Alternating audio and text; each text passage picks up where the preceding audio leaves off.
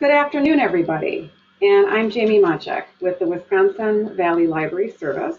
Welcome to our program today, The Ins and Outs of Media Literacy.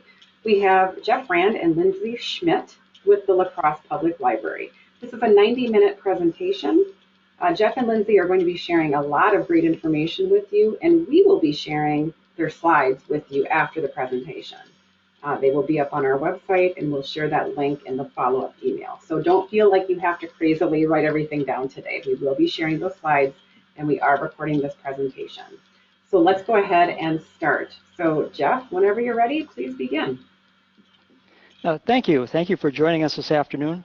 Lindsay and I have done this presentation for a live audience before, but this is our first webinar. I'll be doing the first portion, which is entitled This. And here are the goals for this presentation. There's plenty of falsehood out there to fight these days. Since we are focusing on knowledge and tools, not individuals, but let me tell you that some of our examples will inevitably show individuals. And we are going to be going to some websites live, and I don't even know what we're going to be seeing on any given day. These are the terms of service. Here's a little historical context for you. This is the earliest, I guess, version of this quotation that I could find. There have been many versions since, or several versions since. Back in the 1800s, it was said that someone said that there was a sucker born every minute. And contrary to popular myth, that was not P.T. Barnum. It was someone else. But things really have not changed. The only thing that has changed is the technology that allows more people to be sucked into misinformation. We're shifting from our old standbys for news and information from the newspapers, magazines, television, radio, into the more individual social things that are made possible by the internet.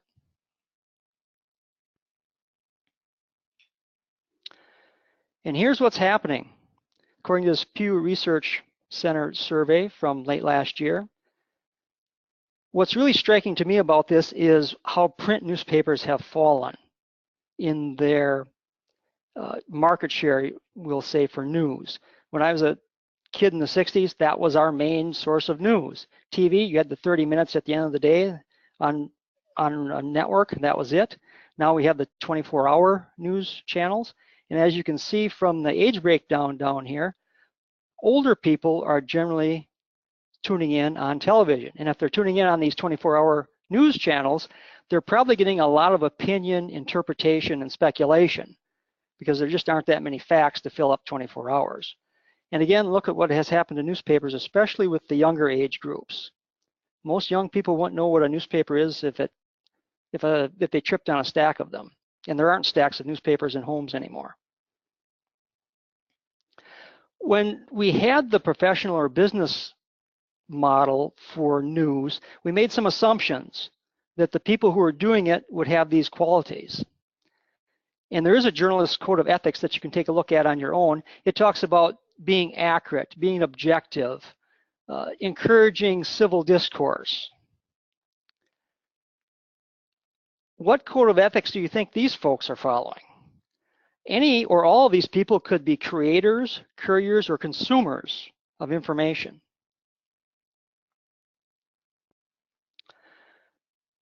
Social media has taken on a bigger role in information distribution.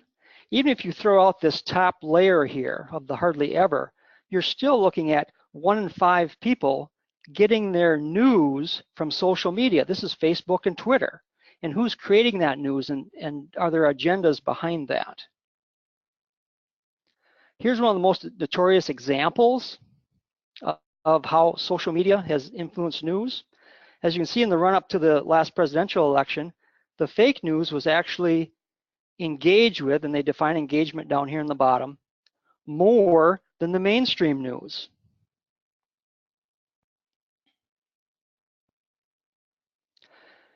And part of this came about because of a rather small city in Macedonia. Veles, population about 55,000, a very poor city, high unemployment.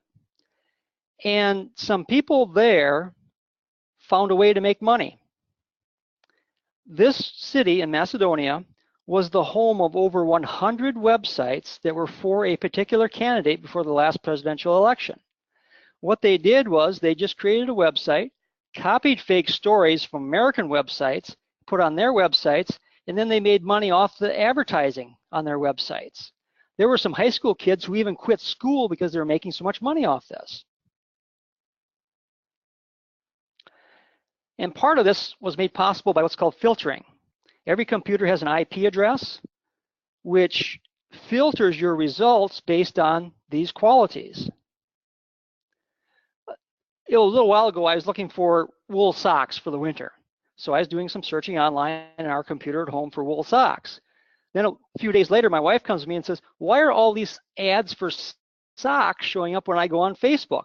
That's because the computer knew, or somebody knew, that I had searched that, and it was tailoring those ads to our computer.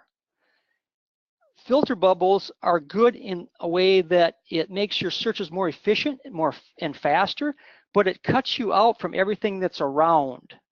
You don't get to see those other things because it's funneling you into certain things. Related to this is the echo chamber effect. It's well known that we tend to associate with people who are like us. We don't actively seek out people who are different than us. And so when we are surrounded by people who are like us, we are hearing back to us the same things we are thinking and saying. We're not being exposed to other ideas or opinions. And if you hear something often enough, like this old advertising slogan, you start to believe it. It starts to become part of you.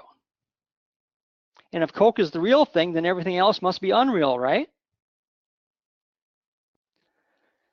Our tendencies, especially online, seem to follow these things. Filter bubbles, what we talked about, and echo chambers. Just picking stuff that we agree. We tend to be very selective in picking, and we also want the fast answer. And down the bottom here, this one, especially sharing without thinking or analyzing. That's one of the problems, especially with online information. And why is all this happening? It's because web traffic creates money. Why does the Super Bowl charge so much for advertising? Because there's a lot of people watching.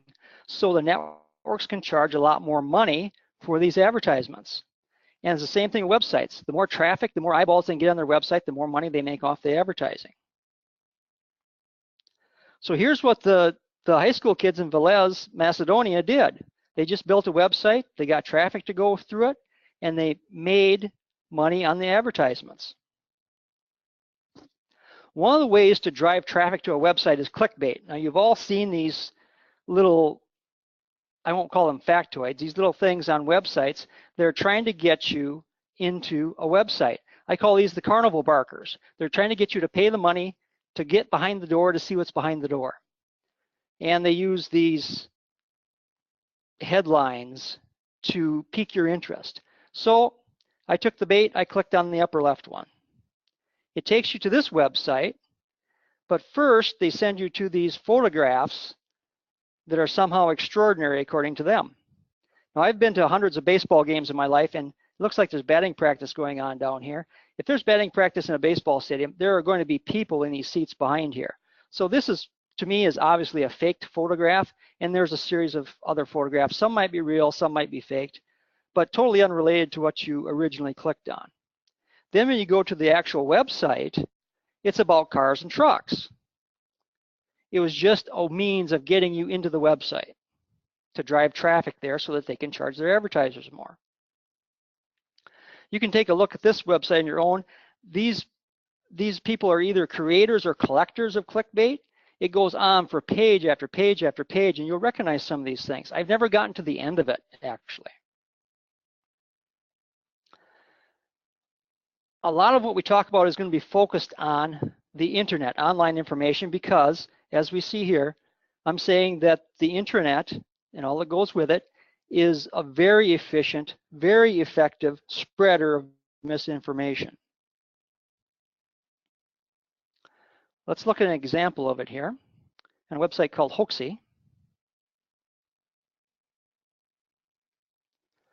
And we will pick the top one to visualize.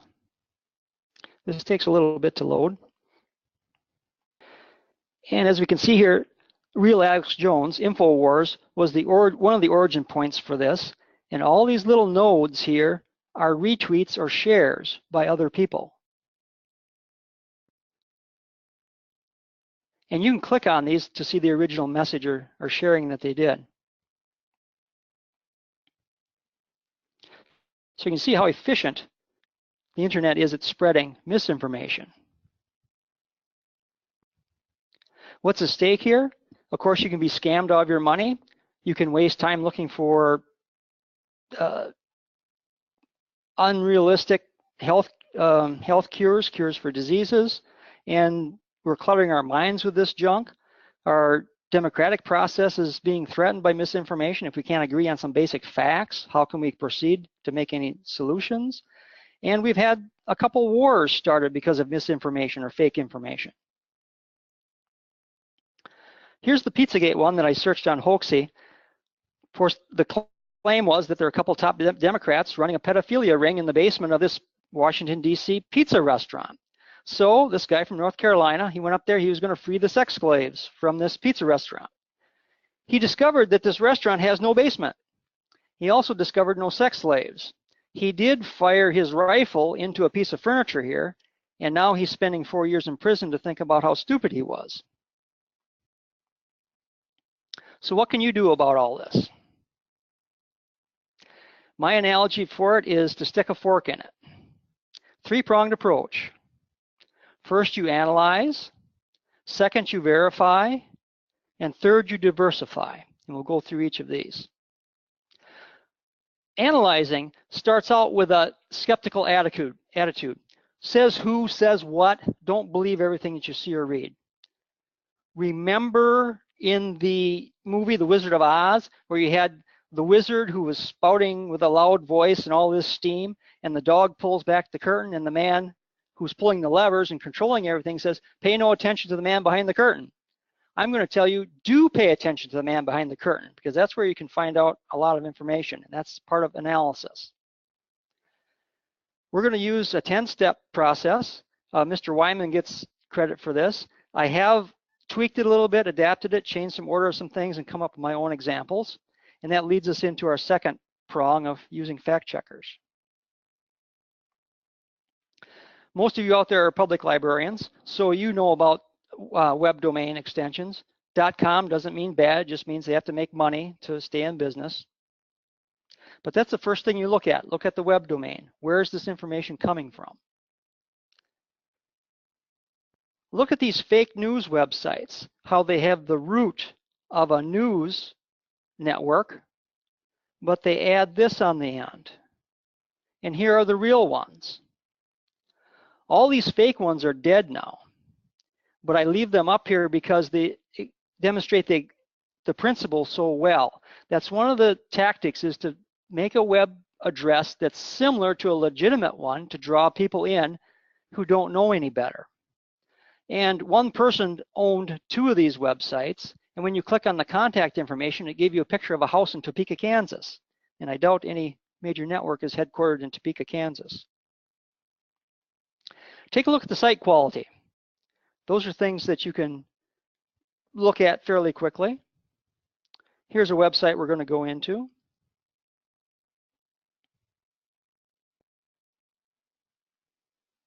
We have this religious imagery on top here.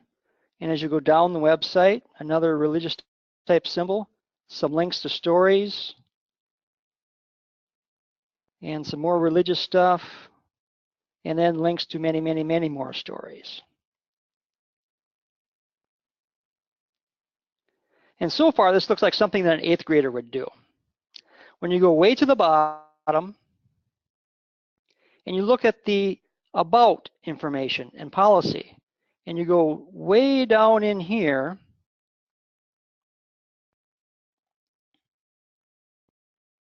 into the disclaimer, where they admit that they make stuff up, at least some of it, but how do you know what they make up and what they don't make up? So this would not be a reliable site for anything. Identifying the source, you say the question, says who? And here are the things you look for there. You look for a good reputation, trustworthiness, respect. Here are two different websites, same story, same picture. Headlines are slanted different depending on the orientation of the website. It becomes really interesting though when you know this. Both websites are owned by the same company. They probably have the same writers doing the stories and just slant them depending on what demographic or what political orientation they're trying to draw in. And they also own 3 other websites that are also playing both sides of the political spectrum, plus they're getting the religious people too. So very unreliable. This company obviously just in it for the money. They're trying to get as much money out of people as they can through the advertising on their websites. So how do you know what bad websites are? I really like this first website, Media Bias Fact Check.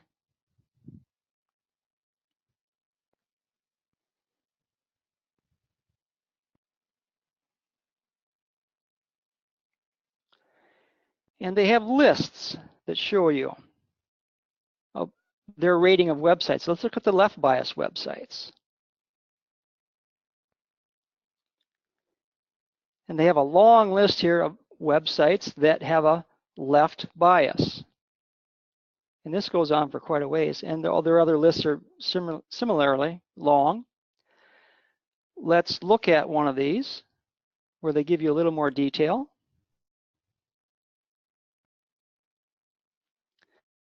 So on their rating, it shows us way to the left, explains their rating.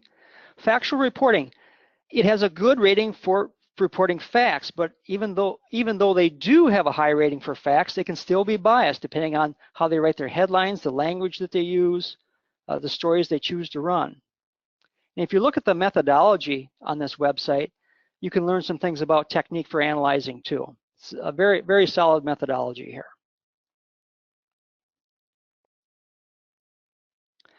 Look at the about on a website. It should tell you why they exist, what they're trying to do, who's responsible for it, who writes it, who pays the money for it. Here's a Chicago Civic Tribune website. We'll go to that one live also. And by the way, their top stories, their stories have not changed in the couple months I've used this example. So that's another clue that it's not really a news website. They're not refreshing their content. When you go to the about description, what I wanted to point out about this is that it's almost a ridiculous description of the about. There it came. And when you go to their news team, a ridiculous description of their supposed reporters. It acts like they're pulling our leg.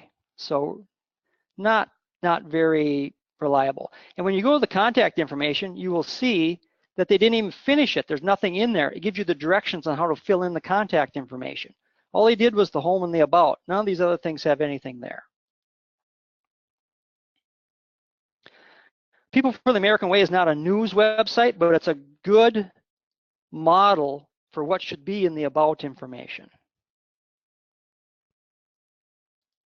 If you go to the overview, it tells you why they exist, what their mission is, history, tells you who runs it, gives you financial information. They could use a newer annual report, but really this is the kind of information you're looking for.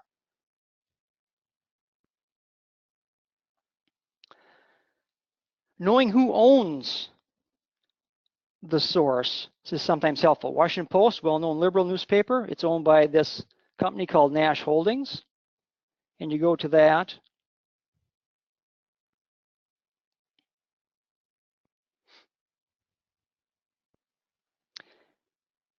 And you're very quickly bored with this website. But it becomes more useful when you know that Nash Holdings is owned by Jeff Bezos, the same person who owns Amazon.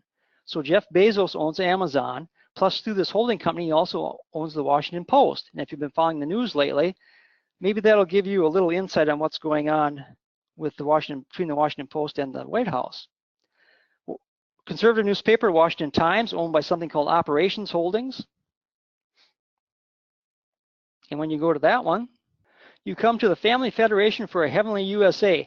This is the Reverend Sun Myung Moon Church, the Moonies. He died a long time ago, but his church lives on, and they own the Washington Times newspaper. So does this influence who they hire to run their operation? Or does it influence the content of the news? That's something you have to consider. Looking at the author, these are the things you should look for. Here's an example of an author from the New York Times.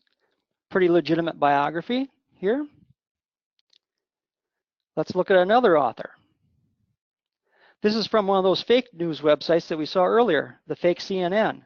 And the further you read into this, the more ridiculous it gets. So you can tell this person probably does not even exist. This is some kind of composite. Look at the main message. Are there multiple viewpoints?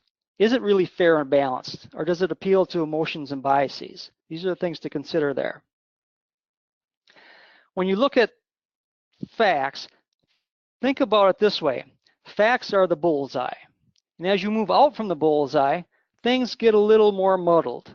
You get into interpretation of the facts, opinions about the facts, speculation about what might happen. Sometimes people just get things wrong, not intentionally, but just get it wrong, and some of those things live on. And there are also intentional distortions for some agenda or for some reason. Conspiracy theories, which combines a lot of these things into conspiracy theory, and then the stuff that's truly just made up. They know it's fake, but they're making it up so that they can push their own ideology or make money on it. Isn't this a little disconcerting? I had a couple cousins once who played a prank on their younger cousins. The younger cousins just idolized these older cousins. And in a few hours one day, the older cousins had the younger cousins believing that this really is green and that this is red, and all their other colors were messed up. What if it is somebody that you admire or trust and they're telling you things that are wrong and nobody corrects you? So this is really what alternative facts are. Again, this quotation is something that you will see various variations of, but this is the first mention of it that I could find. There may be other facts, there may be facts that we don't know, but there cannot be alternative facts. Let's do a little exercise in interpretation. Who are the senior citizens in this picture? Well, obviously the people in the front. But this person back here, in our city, if she was 60 years old, she could get senior citizen discount on her movie tickets. At another theater, if she's 62, she can get the senior citizen discount on movie tickets. If she's 55, she can eat off the senior menu at Perkins. This person might be a member of ARP, the younger person. What do you have to do to be a member of ARP? You have to be 50 years old and pay the money. That's it. So do we use the criteria of Social Security? Some people get Social Security at 62. Some have to wait till they're 66. In the future, some people will have to wait longer than that. Do we use the criteria of employment? This person might be comfortably retired. He might be a greeter at Walmart. So really, interpretation is, it is what I say it is. Here's an example of alternative interpretations. A little controversy going on in La Crosse right now. We have this statue in our park down by the Mississippi River. When it was originally constructed decades ago, here was the interpretation of it. Just lately, there's an alternative interpretation. So now the big controversy is, do we leave this statue here because it does offend some people, or do we take it down or move it somewhere else? Is either one wrong? Not really, because it's an interpretation. Satire is something you have to watch out for. Onion And you can check this out on your own. The Onion is a liberal satire magazine website. Here are a couple from the conservative side. I do want to show you these. Satire is taking a kernel of truth and using it to poke fun or create a story about something.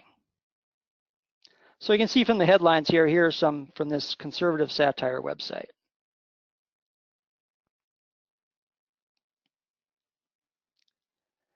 When you look at the About page on this one, they're helpful and they give you a definition of satire and they give a disclaimer here. Everything is made up, but it's satire. The problem becomes is when other websites copy these stories without the disclaimer and they're accepted as truth. Now here's another conservative website.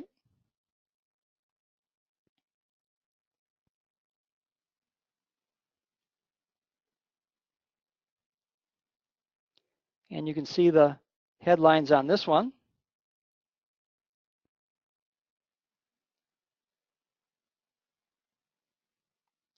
When you look at the About on this one, it's the exact same definition and disclaimer as the other one. So most likely the same person or people are running both of them. That's how they're expanding their reach.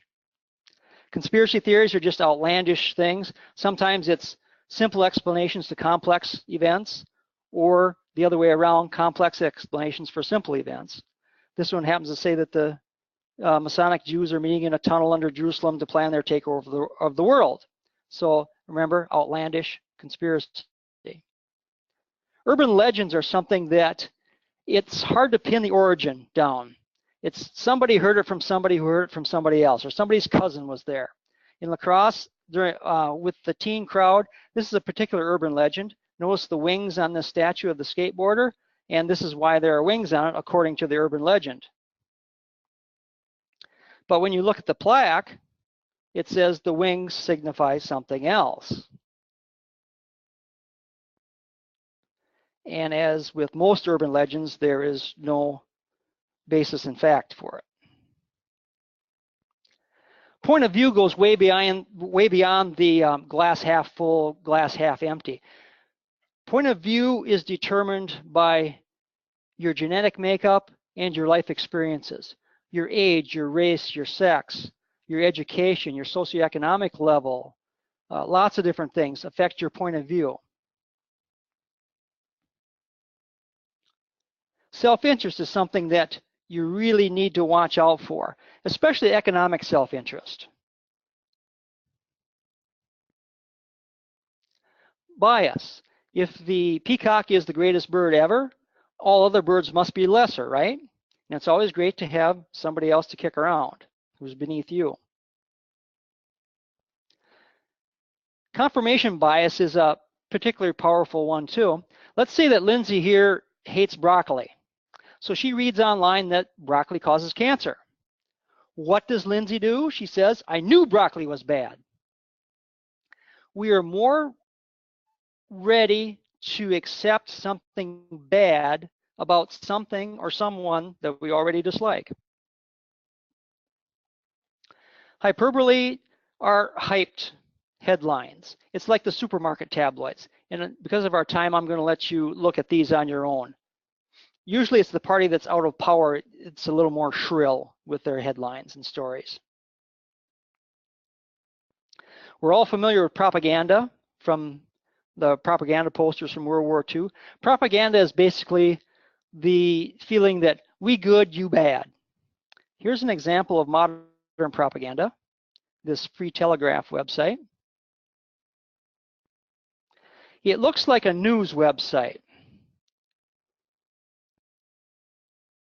But if you read the stories carefully and the headlines, you notice that all Republican state governments are good, all Democratic state governments are bad. And that's because this is paid for by the Republican Governors Association. Now, they did not have this information on this website when I first used it as an example. That's been added later because they've been called out on this. It's basically a propaganda website.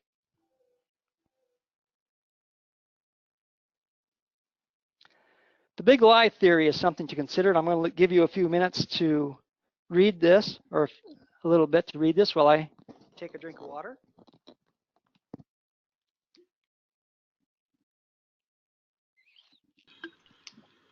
And Jeff, I want to mention that we're at 132. Yes, thank you. Thanks. So they're saying that a big lie is easier to create and get people to accept than small lies because of this. Who said this? And of course, Adolf Hitler. Germany did not lose World War I. They were stabbed in the back by politicians. Jews were the cause of all the problems in the world. And then we know how that story played out. Last summer, I was in Washington for some business. I thought I'd go down and had some free time. I'd go down and go up in the Washington Monument. I got there and I discovered that it was closed because they're fixing the elevator. That's a verifiable fact. However, somebody else might come up with a different explanation, such as this. Now, this could have different origins depending on the motive. It could be somebody's opinion, just something that they believe. It could be satire. I could imagine the Onion taking this and making it a funny story.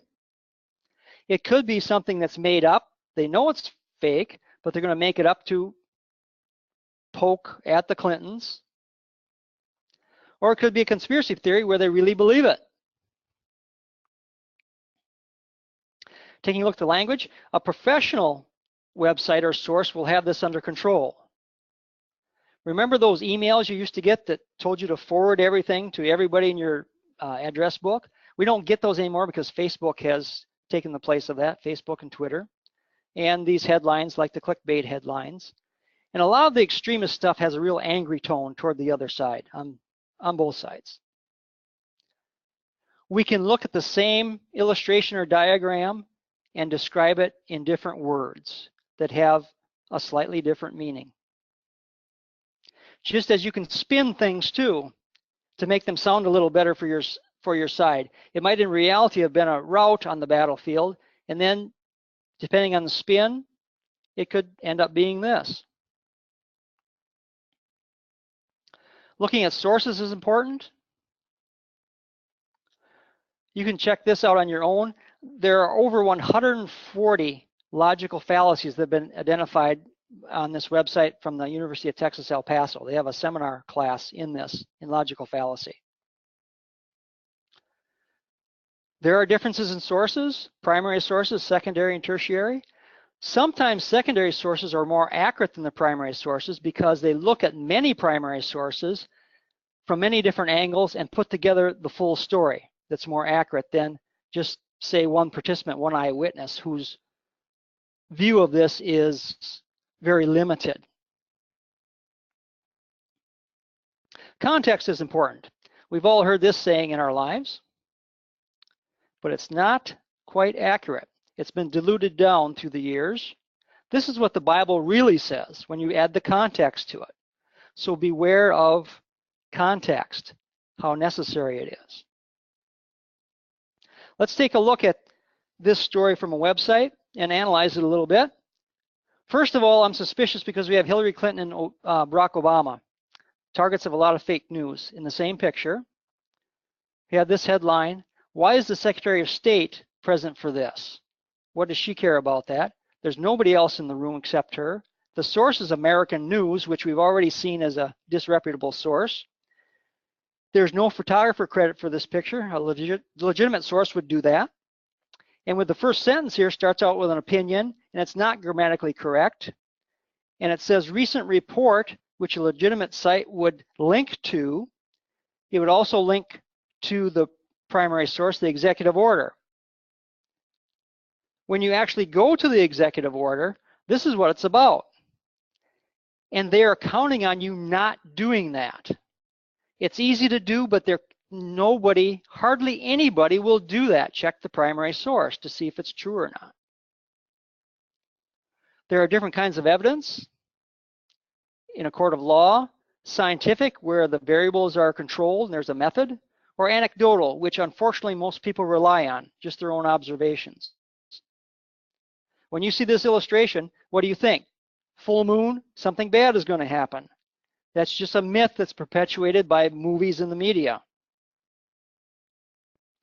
And anecdotally, something happens on a full moon day, oh, it's bad because it's full moon. Celebrities sometimes have more of a voice than they deserve. Jenny McCarthy, model, actress, has a son with autism. She said that he started to show the signs of autism after he got his childhood vaccinations. So she became a champion of the myth that vaccinations cause autism. There was one study that made this connection that has been debunked. It's been shown to have been falsified, and you can check it out here on these sites. But that is her truth. But if everybody has their own truth, is there any objective truth? And I also picked this picture to demean her authority. I could have picked a lot of different pictures, but that's another tactic that information providers use.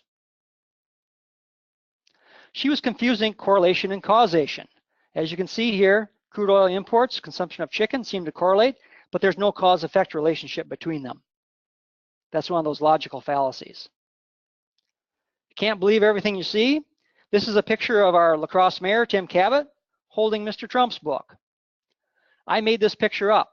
The basic picture was on an Eau Claire television station website.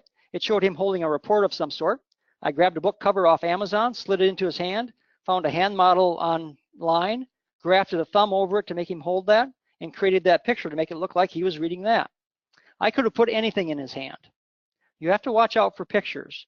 Pictures have been doctored since the 1800s, and with new technology, there's a lot of things that can be done with those. Take a look for other articles on the same topic. Suspect copy pasting when you see cloning. Here's an example of our Pledge of Allegiance story. The top 3 stories here in this screenshot are fact checks debunking it, but the next 3 are from those fake news websites. And notice the similar wording here. And it's unsettling that the fake stories rank this high in the search rankings. Fact checking, our next prong of our fork. The tools are there, you just have to want to use them. Snopes is good because it covers a lot of different things. I'm going to go to this real quickly.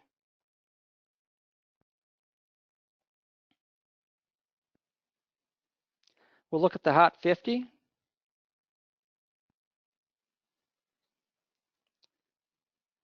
And you can get an idea of the kinds of things that they analyze. And then they tell you whether it's false, half true, not proven, whatever.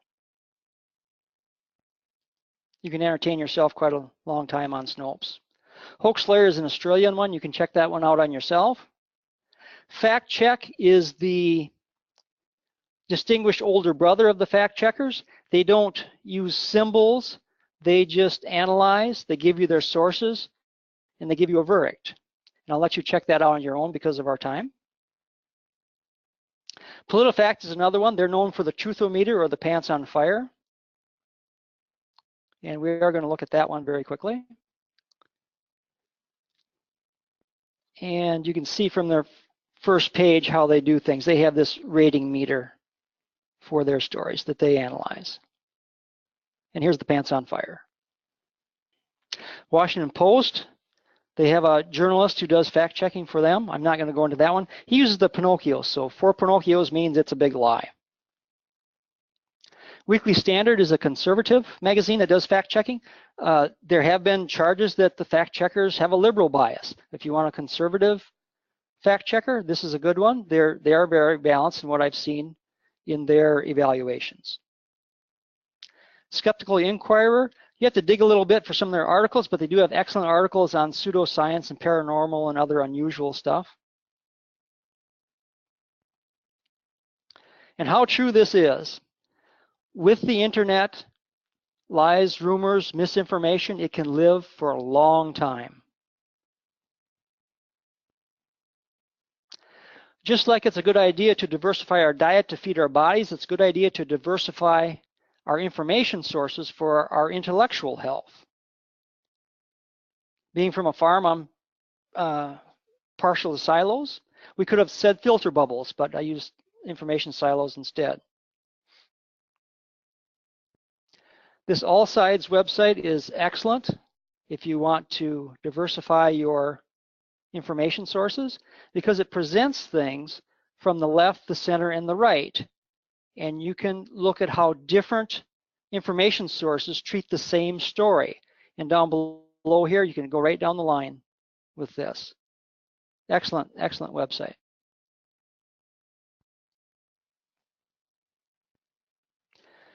As librarians, we should try to balance our collections. I had a person stand in front of me one day and say that libraries only buy liberal crap.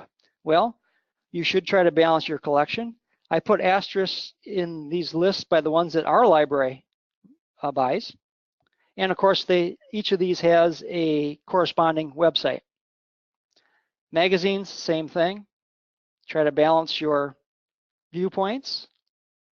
Websites, these are just a few of the websites out there talking about political issues.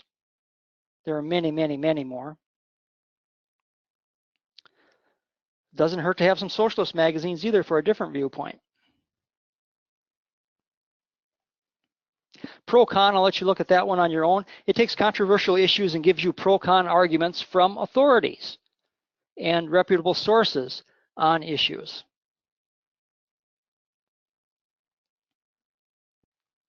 Since we're in Wisconsin, I use beer steins to end my presentation.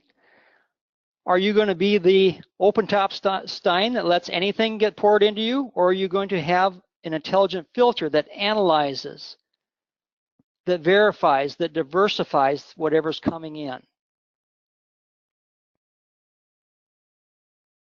And if you want to email me, the slides are available, but if you want to get my credits and endnotes, a reading list, bibliography, and a vocabulary list, I'll be happy to send that to you too.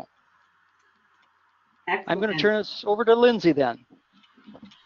Thank you so much, Jeff. I'm going to leave your slide up for just a second. So if people want to jot down your email address, they can. I'll also share that in the chat box. So my head is spinning everything you gave me, and in a good way. And I think these resources are excellent. So we're going to move it over now to Lindsay, and Lindsay is Jeff's colleague. So Lindsay, I'm going to go ahead now and give you control of the slides. This is part 2. Remember, this is a 90-minute webinar today. And we are going to have about 10-15 minutes left at the end of today's presentation. If you do have questions for either Lindsay or Jeff, throw those in the question box. We'll get to those. And as I mentioned at the beginning, we will be posting both Jeff's and Lindsay's slides along with the recording on our website later today. So he shared a lot of good stuff that you can go back and look at. So don't worry about writing everything down. So Lindsay, whenever you're ready. All right. Hi, everyone. I'm Lindsay Schmidt, and I am presenting part 2, Media Literacy Programming Ideas. But before we jump in, I did want to mention that there is the 4th annual U.S. Media Literacy Week coming up in November. So that's November 5th through the 9th, if you might be interested in having something of a goalpost, if you're interested in running some media literacy programs, but you're not quite ready yet. My layout for this section is to just start with the easiest things you can do to incorporate some more media literacy in your library and work our way up to things that require more involvement and more staff time. And before we start looking at ideas, let's just all get on the same page about what media literacy is, and I'll give you a moment to take a look at that.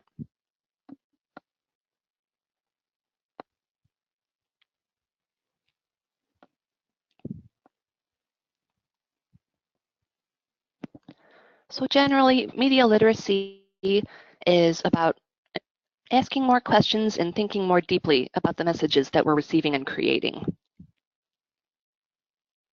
The good news is we're already doing it on the fly, right? We help our patrons find peer-reviewed articles, we help them track down historical information, we help them find product reviews, and we answer the unending, why does my Facebook newsfeed show a bunch of ads? Or in Jeff's case, a bunch of ads for socks, apparently. So if you'd like to spice things up a little bit and add a little more media literacy to your library, the easiest way would be posters and infographics. These three are from Museum Ed. That is a fantastic website. If you have a chance to check it out, they have so many media literacy resources. It's just fantastic. These posters are free to download. You just have to sign up for a free account with them. And there are also a variety of infographics out on the web. Just for instance, you could put up an infographic about women in Hollywood near your DVDs, or an infographic about being a good citizen online near your youth and teen computers. And the goal would be just to help our patrons start thinking a little more critically of the content they're consuming and any messages they may be sharing, especially online. So if you kind of dig that idea, but you want to branch it out a little bit, one option would be to turn a wall or a little bit of space into a little art gallery. It would be as easy as printing and taping up political posters. And just like at an art museum, you could have just a little taped up piece of paper with the who, when, where, why. And you could also post it with a question. How does it make you feel? How would you react to this if you were for or against the particular cause? It would just be another opportunity to get patrons thinking a little more critically about the messages they're receiving, how images are used to sway them one way or another. I also do want to mention this politicalgraphics.org. This is another fantastic website. It's not just World War II posters. They have posters across decades and across countries. And what's even more cool about it is that you can sort by topic. So you can really drill down and put things up and start a conversation about a particular topic if you're interested.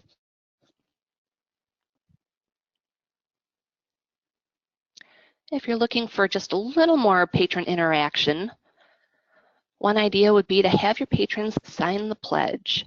So this is an idea from the Listen First community. It's from that All Sides website that Jeff talked about that promotes civil discourse. And one idea would be to print this little pledge out on pieces of paper and have patrons sign their name under it, or first name, and tape it up on a wall. It could be part of a book display, a display about your community at large. It could be something patrons sign before particularly discussion-heavy programs. So it's one idea. If you'd like a little more involvement than that, there is this voting idea. I'm stealing it from our youth services department. They regularly put up a big piece of butcher block paper and draw a line vertically down the center and ask the kids to stick a sticker on one side to vote for one thing and put a sticker or sticky note on the other side to vote for the opposite thing. So you could do the same thing. You could grab screenshots of interesting headlines or controversial things online, funny or serious, tape it at the top of your piece of paper, and then ask your patrons to vote. Is it real or fake? And then they can put their stickers up or sticky notes. And after your set amount of time, you could reveal the answer. And hopefully over time, patrons would realize that they need to see more than just a quick glimpse of something, more than just a screenshot, more than just a headline, to be able to determine whether it was accurate or not.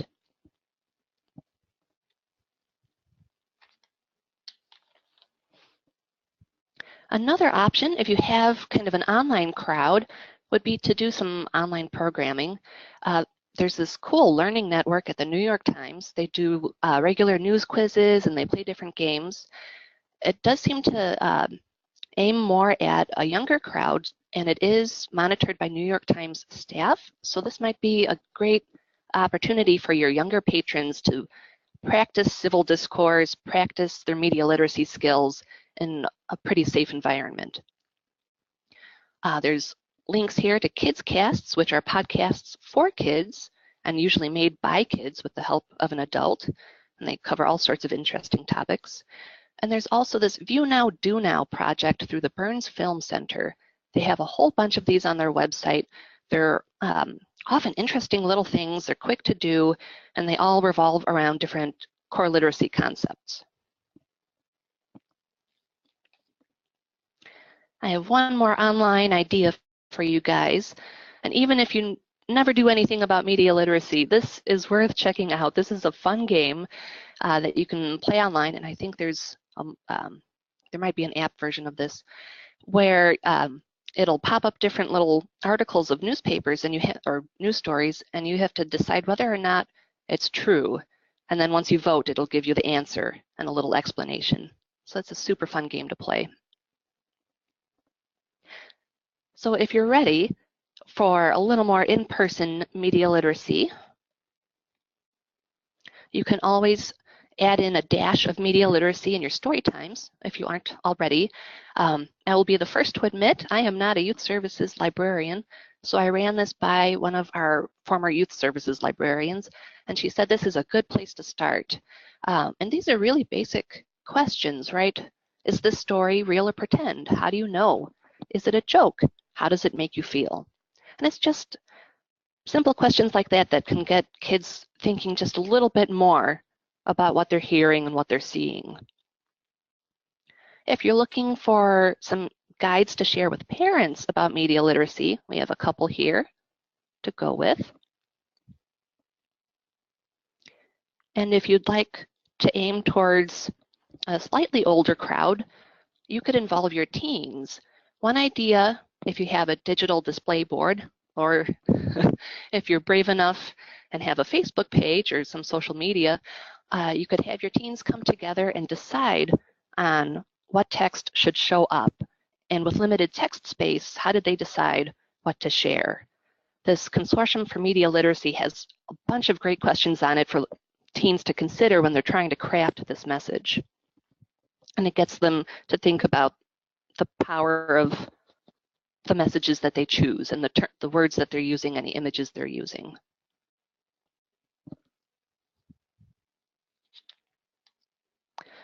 So if you'd like to do something a little more involved, get more people involved, but you'd still like to have something to form the basis of that program or that discussion, you could always do a film discussion. This is probably pretty familiar to everybody. The slide will be available in the PDF, so these are just some tips on running film discussions from one of our coworkers who runs a bunch of them here. If you're looking for places to borrow films from that, or I shouldn't say that, to borrow discussion guides for films from, I have a couple slides for you. This Journeys in Film website doesn't have a whole lot of discussion guides, but they do match up to some pretty popular titles, so that could be a fun option. If you're looking to start a film series but don't want to, or don't even have time to craft questions on your own. Another option would be to go with POV through PBS, and through them you can register for free and host a documentary film, which is really cool. And it comes with a discussion guide and all sorts of helpful information.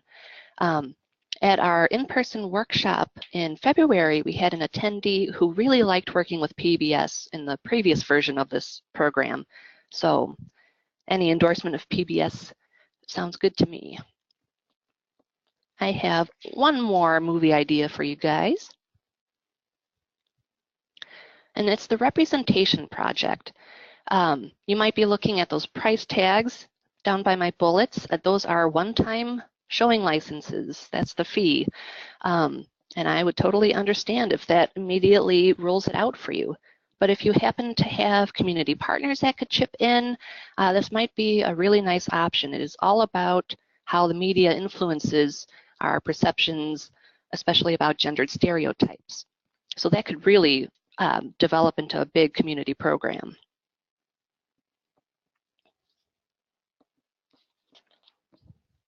So something that could tie in or stand on its own to these film discussions would be to host guest speakers. And that's another thing that libraries are pretty comfortable doing. And again, the slide will be available. And these are just a few ideas. But if you're ready, we are going to take a step up in level of effort and staff time and talk a little bit about hosting discussions. So one version would be to host an online discussion. Again, this more depends on how active your online community might be. You could post images or video clips on your social media pages and ask your patrons to discuss its purpose, the framing, how different people might interpret that message, how to evaluate its authenticity, any tactics it's using, which could be fun, but on the other hand, could be a lot of staff time, as it does or would likely require monitoring for language and content and knowing ahead of time how dedicated you will be to keeping that conversation going. If you would like to do an in-person discussion, I have a couple ideas for you. The first up is the Civil Conversations Project. This is connected to those On Being podcasts that you sometimes hear on NPR. This Better Conversations Starter Guide through this website is awesome. They connect different podcasts to these themes, and they're all nicely linked together. And it has different tools for moderating, how to begin and close, different things like that. I will mention that these are about about an hour long, and their guide does mention, try to have everyone watch it ahead of time or listen to it ahead of time. And that might not be feasible for your community. So you'd have to know whether or not you would show it or listen to it as a group and then discuss it, or if you could come up with a different plan. Another option is to host a living room conversation. I wanted to mention this website because they have just a whole bunch of different PDFs of conversation guides that might be of interest related to media literacy.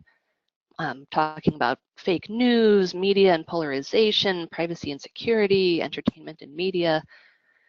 These are all powerful topics that could get people talking and get folks out of their echo chambers, as Jeff was mentioning. And I might leave you guys to look at that slide for just a second as I get a drink of water.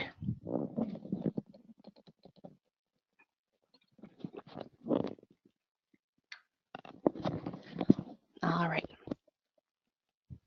Oh, my next and final discussion-related slide is about connecting families. And this could be a great resource if you're more interested in having discussions that involve the whole family. It's about parents talking to their kids about the digital footprint that they're leaving behind online. It comes with all sorts of good stuff to help you set up the program.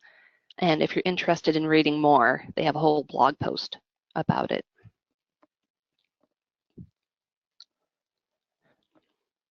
So if you'd like to go in kind of a different direction, maybe something a little less personal or heated, you could always run a choose your own adventure based on a real story. The Newseum website has a couple of different case studies. They supply all of this good information about it. So you could provide your patrons the background information and questions to consider, break them up into groups and ask them to, as their individual groups, to figure out their answers to those questions and then come back together and share. So one example is this Unabomber giving a killer a voice. And I'll give you a second to read that.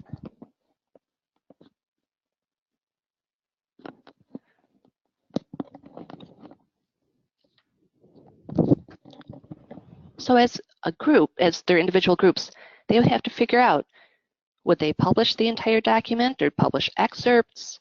Would they not publish it because it's the work of a killer and could encourage other terrorists?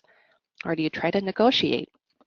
And there's more questions on the actual website too, is it a public safety issue? And is that enough reason to publish it? What are the consequences of your decision? Can you trust him to end his attacks? And are there dangers in acceding to a terrorist's demands? So it really gets folks thinking about the power of media and what they choose to share.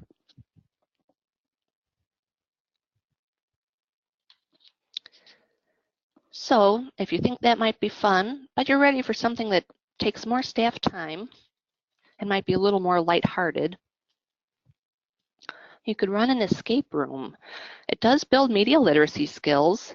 It's all about analyzing and evaluating clues in order to break out of the room in time.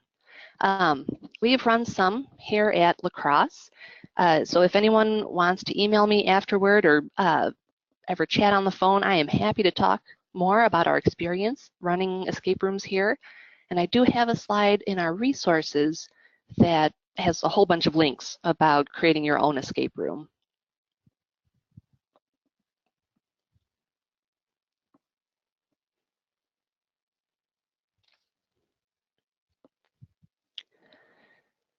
So if you'd prefer to really dig into skill building for your patrons, you could always teach classes. Lindsay? Yeah, yep. Sorry, I just wanted to ask really quickly. Could you just quickly explain what an escape room is for people who've heard of it, or just might not know? Yeah, we're so buried in it, we forget some things. So an escape room has really taken over in some parts of communities, and it's this concept that you get locked in a room and you have to solve puzzles in order to unlock the room. And of course, in real life, like, you're not really truly locked in the room. You can get out. There's usually a time component, like you have to solve it within an hour. And sometimes you can have little clue cards that you can wave at the moderator and they can help you out. But it's one big puzzle, and it takes a lot of communication between your group members to try and solve. Escape rooms have all sorts of themes. This one from the La Crosse Comic-Con was about a mad scientist who wanted to turn everybody into zombies. And if they didn't find his secret vaccine for the zombie illness in time, everyone would get infected. So they can be really fun, but still teach skills. I've seen some that are related to, like, you have to find the senator's papers before he presents in front of Congress or whatever. So, and you can even make up your own theme too. But there are usually a lot of locks involved, like actual physical locks, and you have to find out what the number code is or the letter code, and that can really slow people down, understandably, because the clues are usually hidden around the room. They might require black light. You might have to do some interpretation. And some escape rooms also have an online component, like in our picture on the right, you see a girl standing at an iPad, and she's working on a piece that's related to a map. You have to figure out something about a map online. Awesome. So they can be, yeah, there's a lot to it. Thank you. But they can be super fun. Thanks for explaining. Oh, no problem. So another option is to teach classes. You could do Facebook and social media. You could show folks just how easy it is to edit photos or edit videos. You could show them how easy it is to make a website. And with that website, you could either very easily publish fake news or, you know, list actual factual resources on something that you're writing about. That can seem really intimidating. I totally get it. You are welcome to borrow our handouts from our website. Some might be a little old, but you are totally welcome to them if you're interested in getting started on teaching classes. If you have the resources for it, an advanced idea would be to create a program on making your own podcast or on making your own short film. We haven't gotten there yet, but we would like to someday.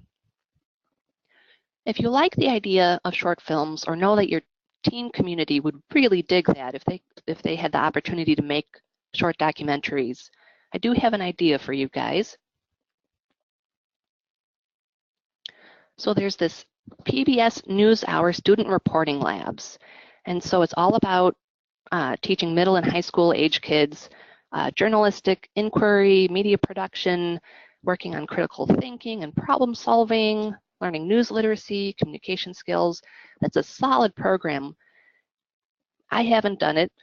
But if you're interested in learning more, Julie Teedens, this English and journalism teacher at Black River Falls High School, is happy to talk about her work with it. She's been doing it for a few years. She says her students love it, and she's totally happy to chat over email and did give me permission to share that in our webinar today.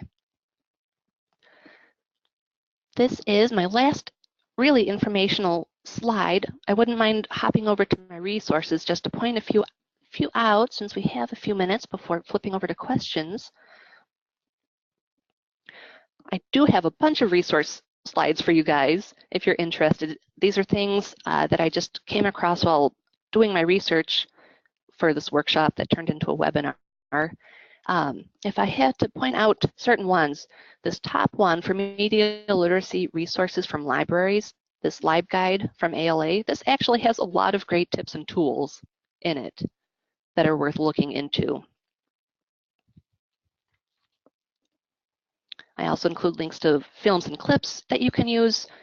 3 are free, but then this Media Ed charges money. Our next slide of resources, these are some gender and media websites I've come across and propaganda and politics and media websites.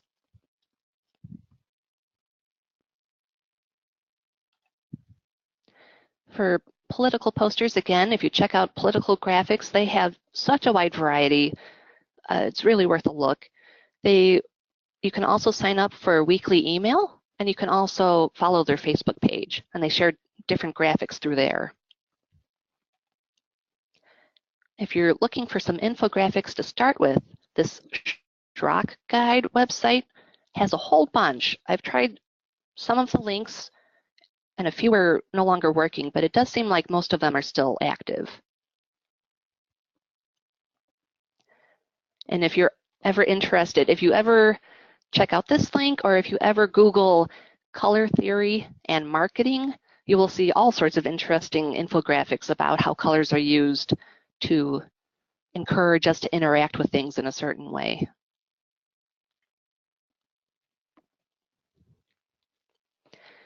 So different apps and games about media literacy. These are just easy links to subscribe for regular emails from these fact checkers. I believe Jeff mentioned most of them.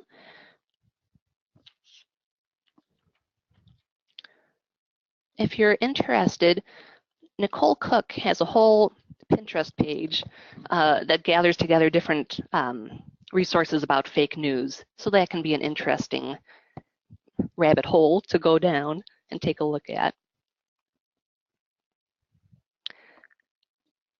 Here is the pile of escape room information. We use Breakout EDU. At the time, we just had to pay for the kit, and then we had free access to all of their online escape room ideas, but their plans have changed since then. There's still some free content. Otherwise, there is a fee for their online content, or if you wanted to just start out with it, you could buy a kit and then get a year of online access. There's some free ideas out there otherwise. I didn't really come across many.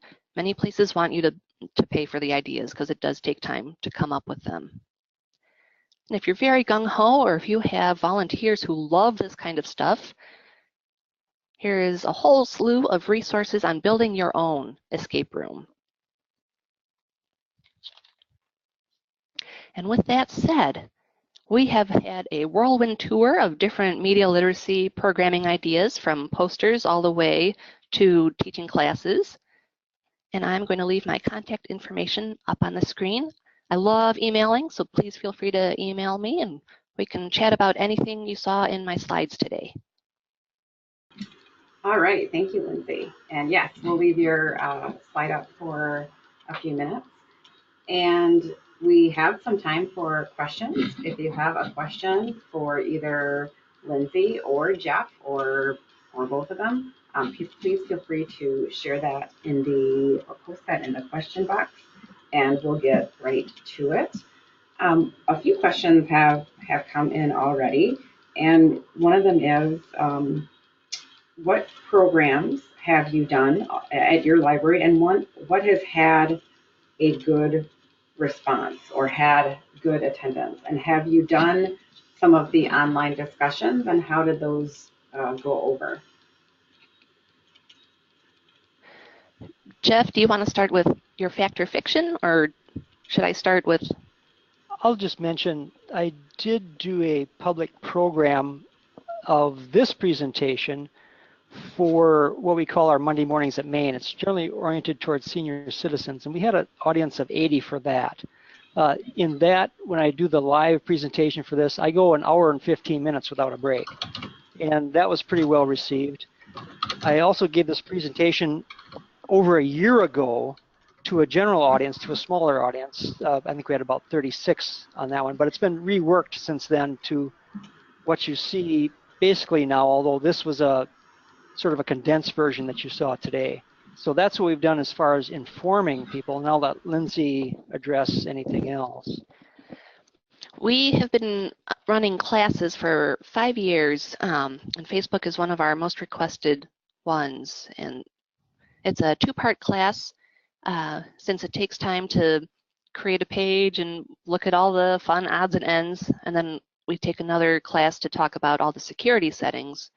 And a big portion of that is helping folks understand what they're seeing and how permanent their messages can be, and why certain people can see what they're posting and other people can't, and just kind of the rabbit hole of Facebook. We haven't gone and done online discussions yet, as far as I know. We're still building up kind of an online presence. We have a new PR person who's really building things up and doing a great job on our Facebook. So I would really like to run a lot of those for Media Literacy Week. I'm trying to think what else we've run, because we've done, a lot of Facebook and social media. We've done YouTube and showing how to build websites and talking about messaging there. So we're still in process. Thank you. How do you respond to library patrons when they come in and like Jeff mentioned the example of someone who just mentioned how you need to diversify. So how do you respond to those people who suggest you need to diversify some of your materials, like your newspapers and magazines, but you might not have the budget to do that? And I'm not suggesting, you figure out the budget part of it, but how would you address that comment in the moment? What would be a good way to address that person? If it truly is a budgetary thing. I'll say the first thing is to listen respectfully.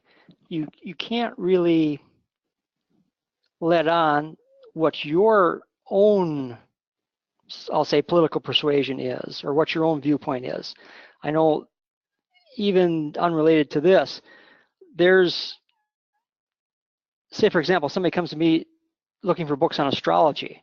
Well, I think it's a bunch of hooey, but I help them find books on astrology because that's what they're looking for. As far as diversifying a collection, I would say listen respectfully. We cannot afford to get everything that people might want, but we should give it serious consideration and try to do that as well as we can within our budget. Lindsay, do you have any thoughts on it? I agree with what you said, and we can always point patrons to free online websites or anything we might have access to through our databases. Awesome, thank you. Another question that came in, so what's the best way to, especially like if for someone who might just be starting out in the library profession, or who started in the library profession from another field. So someone comes in, how do you present the facts without letting your own bias get in the way? So a patron comes in and says, I want to find some sources that says Obama was not born in the US, just as an example. Maybe that's happened.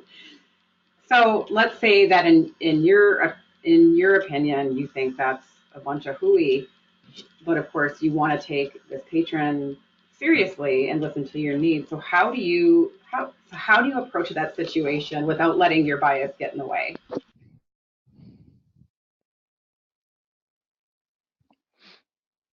I'm thinking. Me too. It's hard every single time. Some folks are honestly curious about it. Some folks might be looking to get a rise. I would try to treat it with an open mind and say, well, let's see what we can find out online. Let's take a look around. And then as we're looking at any websites that might support the idea, we could hopefully take a moment and look at their About Us and talk about who's saying it. If the patron has time and interest, you could pull up access to newspapers and look at what folks are writing about it. You could pull up Snopes if they trust it. So there's different options. But again, yeah, you don't want to, your purpose isn't to belittle them for their views. It's just to provide information. And sometimes they're coming to you with questions that aren't factual. I mean, like, we can't make those facts appear, but we can try to give them information from both sides. And one thing that I've found in doing research for my presentation is that facts will not change the mind of a true believer in anything. They'll just say, oh, the fact checkers are biased, or, you know, it's a government conspiracy. I mean, there's just some folks that it's not going to faze them if you present something that's different than what they already have in their mind. And that's a difficult question. Yep. Excellent. Thanks for addressing that. And I know that's hard to think about on the spot. Another question that came in is, and this is sort of related to that, is that, you know, how also do we address, you know, when we are talking to people, maybe not at the library, but just out in the public, you know, why do we need, what is the use of libraries anymore now that we have all these online resources? What is a good way to address that? And I'm sure both of you have addressed that in your library or out of the library. But do you have any tips on a quick 30-second elevator type spiel that would be easy for, again, somebody new in libraries to follow? I would say that you have to be aware that online there is good and bad. And what librarians do is help you sort out the wheat from the chaff. If you want to find authoritative, reliable, credible sources, a librarian can help you do that, because there are people out there who are deliberately trying to deceive people, trying to scam people, and you have to be aware of that, and we can help you do that. Lindsay, did you want to add to that? I don't think I can say it better than that. I was going to say that was pretty good. Another question that came in is what sources or what sites do the two of you try not to miss on a daily basis, if at all possible? Are there one or two or three things that you read pretty consistently for getting your news or for getting facts correct? Or what is something reliable that you try not to miss? I always check all sides on every reference desk shift to keep up and see different points of view on current topics. Lindsay is doing much better than I am, I'll admit. I do get let's see, it's a weekly email from factcheck.org. And I'm a little behind on that because of some other things that have been going on here, but that helps me keep up with both the news and the analysis of the news from a source that I trust. if it's something more pop culture type or also news too, Snopes is good. I'll pop into that probably weekly if I can. And I do, now let's see. Through my personal email, I do get Washington Post stories coming in, and I realize that that is a liberal source, so I should balance that better with a conservative source. Excellent, thank you. Well, I'm not seeing any other questions come in. Is there anything else either of you would like to add before we close today? You know, as you both shared a lot of information, are there any takeaways in particular that you really want people to remember from listening to you today? I'll give you mine. Stick a fork in it. Analyze, verify, and diversify. And for me, I would say don't feel too much pressure to throw in all sorts of programming about this. Media literacy is a buzzword, and it is very important, but you are doing it on a day-to-day basis, and that might be all the staff time and energy you can throw at it, and even that is enough.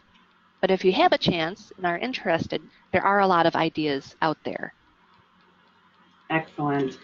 Thank you both so much. As I mentioned before, the recording of this presentation and the slides will be posted on the WVLS website. Actually, while I'm here, I'm going to show you that right now. If you go to our homepage, I know my computer's being a little bit slow. If you go to our homepage and professional development and continuing education, that's where we post all of our upcoming events, and then past events are always listed here, and we will post that event right here, and it should be up by the end of today. Please also do the survey when we close today. We do appreciate your feedback. It's 2 questions. And again, I want to thank Jeff and Lindsay for an awesome presentation today. They did an outstanding job and presented so much great information. So for the rest of you, thank you for listening in. We really appreciate you taking the time to join us this afternoon. We know you're all busy. So we hope that you have a great rest of your day and a great rest of your week. So long.